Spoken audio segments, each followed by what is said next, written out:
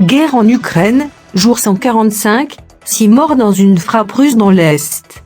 6 personnes ont été tuées lors d'un bombardement lundi sur Toretsk, dans l'Est de l'Ukraine, où Moscou semble intensifier ses opérations alors que l'Union européenne veut accroître la pression sur la Russie avec de nouvelles sanctions. Bonjour et bienvenue sur la chaîne S Magazine TV.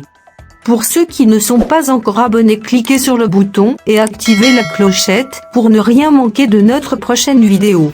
Le chef de la diplomatie ukrainienne Dmytro Kuleba a appelé ses homologues de l'UE à ne pas reculer et se plier aux exigences de Vladimir Poutine, affirmant que le président russe voulait plonger l'ensemble de l'Europe dans la crise.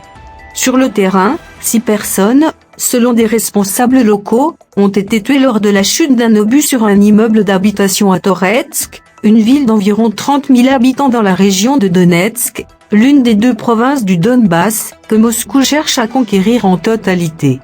La frappe a touché une grande maison située un peu à l'écart du centre-ville, la maison de prière, qui abritait avant la guerre les témoins de Jéhovah, selon une voisine habitant à une trentaine de mètres, Nadiejda, sous le choc.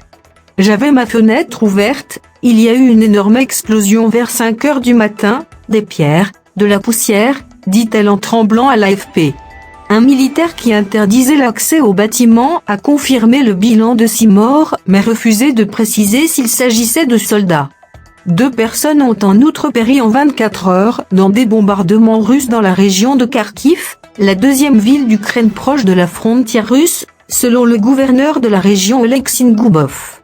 Des bombardements ont également été signalés lundi à Mykolaïv et dans la région d'Odessa, dans le sud de l'Ukraine, ainsi que sur la ville de Nikopol, dans la région de Dnipropetrovsk, centre-est.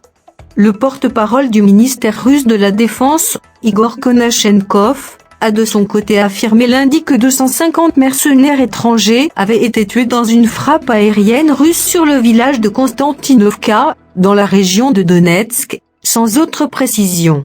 La Russie avait annoncé samedi avoir officiellement mis fin à la pause opérationnelle de son armée décrétée il y a 8 jours, et les bombardements ont repris avec plus d'intensité dans le Donbass, une région industrielle déjà contrôlée en partie depuis 2014 par des séparatistes pro-russes.